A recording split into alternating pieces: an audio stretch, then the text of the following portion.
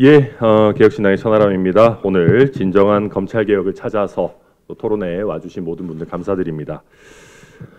지금 민주당에서 소위 검찰개혁이라고 하면서 진행하고 있는 것들을 보면 꼭 검사의 필요한 기능까지도 다 없애버리는 검사에 대한 개혁이 아니라 검찰에 대한 복수혈전을 찍고 싶어하는 것 아닌가 하는 생각이 듭니다. 아마도 거슬러 올라가면 예전에 노무현 전 대통령 그리고 좀 근래에는 조국 전 대표 또 특히 이재명 대통령에 대한 검찰의 수사에 대해서 굉장히 큰 반감을 가지고 검찰이라고 하는 조직의 필요한 기능까지도 완전히 말살해버리겠다라고 하는 어떤 보복 감정에 기인한 굉장히 왜곡적인 어떤 입법 행태들을 보이고 있다라는 생각이 들고요. 저는 요즘 민주당이 검찰을 거의 사실상 해체시켜 버리겠다, 수사권을 완전히 박탈하겠다라고 하면서도 특검에서는 검찰의 어떤 숫자를 더 늘리고 검사들의 수사 역량을 갖다가 쓰겠다라고 하는 걸 보면 민주당의 솔직한 심정은 검사들이라고 하는 칼을 우리는 쓰고 싶고 남들은 쓰지 마라. 그리고 민주당을 향한 수사는 하지 마라라고 하는 게 솔직한 심정 아닌가 싶습니다. 그리고 그런 민주당이 검찰의 민주당을 향한 수사를 막기 위해서 너무나도 많은 이 형사사법 어떤 체계를 훼손하고 우리 수사를 굉장히 엉망으로 만드는 것을 보면 저는 요즘 이런 생각을 합니다. 어렵게 이런 논의하지 말고 형사소송법에다가 그냥 검사는 민주당 사람들은 수사하면 안 된다라는 거를 넣는 것이 훨씬 더 효율적이고 간명한 해결책이자 국민들의 어떤 이익에도 부합하는 것 아닌가 그런 생각이 들 정도입니다. 근데 민주당도 염치가 있는 건지 없는 건지 그렇게까지는 못하니까 지금 체계 자체를 흔들어 버리려고 하는 것 같습니다. 이게 우리가 미디어를 통해서 보는 어떤 인식과 실제 수사 현장의 현실은 굉장히 괴리가 큽니다. 우리가 언론에 나오는 사건들은 많은 국민들께서 과잉해서 수사하는 거를 걱정하십니다.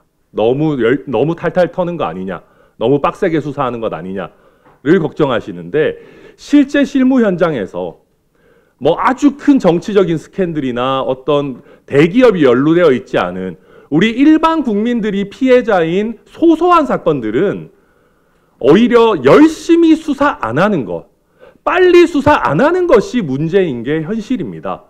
그런데 이 정치인에 대한 수사 아니면 기업에 대한 이 불편하고 크고 주목받고 빨리빨리 되는 수사를 제한하려고 이런 식으로 수사 과정을 굉장히 비효율적으로 바꾸고 서로 핑퐁 치면서 계속해서 지연되고 또 문제가 생겨도 바로잡을 수 없는 형태로 만든다고 하면은 결국 뉴스에 안 나오는 수많은 일상에서 어려움을 겪는 국민들의 불편과 수사 지연은 더 극대화될 수밖에 없습니다. 그래서 저희가 오늘 이 자리를 통해서 좋습니다. 민주당에서 정권도 잡았고 다수당이니까 정치인들을 검사들이 직접 수사하는 거, 제한하는 거 어쩔 수 없다면 받아들여야 되겠죠.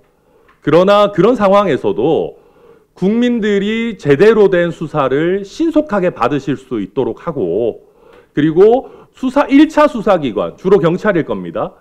1차 수사기관에서 문제가 생겼을 때 거기에 대해서 적절하게 빠르게 어떤 구제가 일어날 수 있도록 하는 방안을 모색해야 됩니다. 지금 민주당 정치인들 수사 좀 안 받게 하려다가 여러 국민들을 정말 피해가 구제가 불가능한 상태로 만들 수는 없어요. 제가 민주당이 하자는 것들 보고 있으면은 요즘 어떤 생각이 드냐면은 이재명 대통령 기본소득 이런 거 주시는 거 굉장히 좋아하시는데 법조인들한테 기본소득 주시려는 건가 그런 생각이 듭니다. 지금 민주당이 하자는 대로 하면은 법률 시장은 활성화될 겁니다.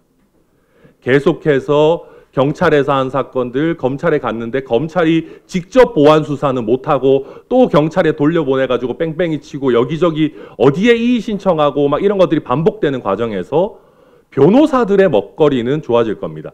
특히 경찰 출신 변호사들은 유례 없는 호황을 누리게 될 겁니다. 그런데 우리가 이런 수사 제도를 개편하자고 하는 게 변호사들 먹거리 좋게 하자고 하는 건 아니지 않겠습니까? 그래서 저는 오늘의 이 세미나를 통해서 몇 가지 원칙을 정하는 검찰 개혁을 해야 된다. 첫 번째는 이 수사 절차가 지나치게 복잡해지거나 지나치게 지연되어서는 안 된다. 국민들에게 피해를 줘서는 안 된다라는 게 가장 중요한 원칙일 거고요. 또 한 가지는 우리 국가 전체가 가지는 수사 역량이라는 것이 지나치게 훼손되어서는 안 된다. 나쁜 사람들, 나쁜 놈들은 수사할 수 있어야죠. 그래서 이런 원칙들을 지켜가는 과정에 거기에 플러스 알파로 바라건대는 살아있는 권력에 대한 수사도 좀 적절하게 이루어졌으면 좋겠다는 바람이 있는데 그 부분은 제가 봤을 때는 쉽게 지키기 어려울 것 같습니다. 그렇다 하더라도 최소한 국민들에 대한 본질적 피해가 없는 방안을 꼭 모색해야 된다. 그래서 오늘 그런 부분에서 저희가 진정한 검찰개혁이라는 주제로 개혁신당의 어떤 문제의식과 안들을 좀 발표드리려고 합니다.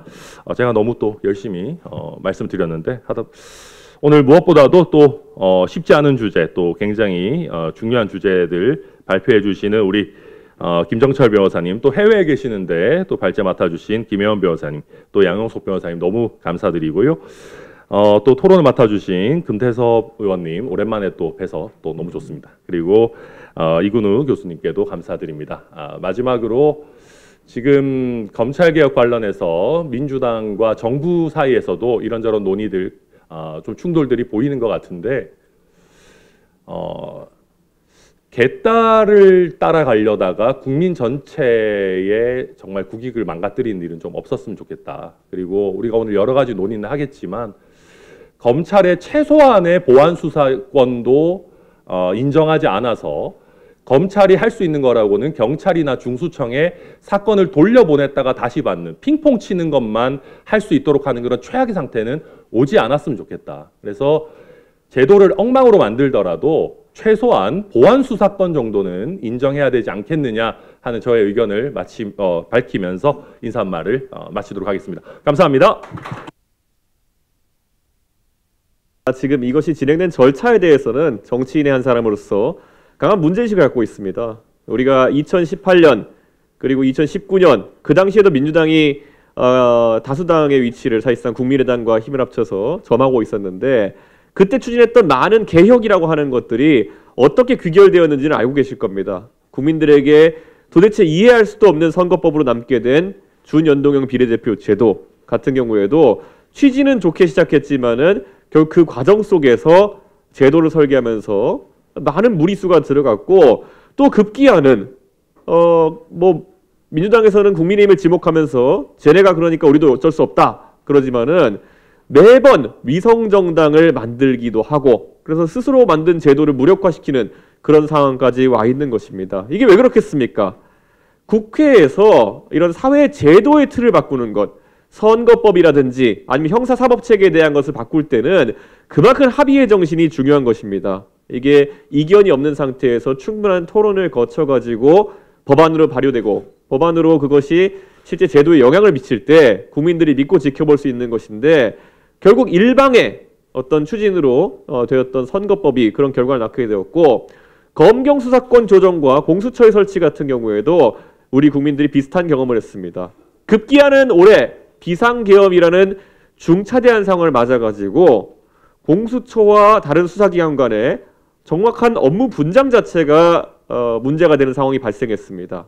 이것이 속인주의로 어떤 지위에 따라 가지고 수사 기관을 달리해야 될지 아니면 범죄의 종류에 따라 달리해야 될지 이런 것들을 충분히 논의할 수 있음에도 불구하고 이런 복잡한 사건에 있어가지고 실질적으로 수사를 불가능하게 하고 그러다 보니까 중간에 본인들은 내란이라고 칭하는 이런 중요한 상황 속에서 대통령이었던 사람이 풀려났다가 다시 감옥에 들어갔다가 이런 혼란들을 야기한 거 아니겠습니까? 저는 이번에 민주당이 그렇게 실질적으로 본인들이 추진하는 수사기관 개혁이라고 하는 것이 수사제도 개혁이라고 하는 것이 얼마나 미성숙했는지를 봤다고 한다면은 지금 하려고 하는 것에 있어서도 많은 이야기를 들어야 된다 그런 생각을 하고 있습니다. 지금도 많은 국민들은 의아할 겁니다. 이것을 통해서 우리 삶이 어떻게 바뀔까? 근데 제가 동탄 국회의원을 하면서 한 가지 느낀 건 있습니다. 최근에 수사권 조정 등을 통해 가지고 경찰에 많은 권한이 이양되었음에도 불구하고 일선 경찰관들의 충원이라든지 경찰관들에 대한 수사 경찰관들에 대한 충분한 교육이라든지 이런 것이 따르지 않는다면은 결국 피해는 국민들이 본다는 것입니다. 제가 동탄에 이제 신도시다 보니까 아파트 분양이나 이런 것에 대해 가지고 굉장히 국민들 입장에서는 절박한 소송들을 하는 경우를 많이 봤는데요. 이제 건설사나 시행사 등의 거기에 맞서 가지고 일반 시민들이 소송을 통해 가지고 본인들의 권리를 찾는 것이 거의 불가능해졌습니다. 왜냐하면 다른 강력 사건이나 이런 것에 비해 가지고 이런 경제 사건 같은 것들이 조금 덜 주목받게 되고 그러다 보니까 결국에는 뭔가 소송을 최대한 빨리 제기해도 결과가 나오기 전에 건물에 대한 뭐 사용 승인이 나오게 되고 이렇게 하면서 소송의 실익이 사라져 버려 가지고 할 수가 없는 경우가 이제 많아졌습니다. 저는 이런 것들도 함의가 크다 이런 생각을 합니다. 저는 그래서 이번에 아까 천하람 원내대표가 정치인 수사 측면에서의 중요한 점들 많이 지적해줬지만은 꼭 그런 특수수사 아니더라도 민생에 그런 어떤 꼭 필요한 수사 같은 경우에 무리 없이 차질 없이 진행될 수 있도록 하는 제도를 설계하는 것이 굉장히 중요하다. 저는 그렇게 생각합니다. 최근에 그 구윤철 경제부총리께서 경제정책의 일련의 변화에 대해 가지고 뭐 이거 해보고 아니면 나중에 또 고치면 되죠. 이런 식으로 이야기하셨던데 그 자체로도 실망이지만은 저는 이재명 정부의 정책 기조라는 것이 경제, 사법, 문화 모든 면에서 해보고 아님 말고 식으로 이렇게 밀어붙이는 상황이 돼서는 안 된다. 그렇게 생각합니다. 물론 대통령 다 처음 해보는 거겠지만은 그런 성급함이나 아마추어리즘보다는 굉장히 잘 설계된 제도를 처음부터 합의와 토론을 통해서 만들어 나가는 정치를 했으면 좋겠다. 이렇게 말씀드립니다. 저도 한번 오늘 참여해주신 김정철 변호사님, 양호석 변호사님, 김미연 변호사님 너무 감사하고요.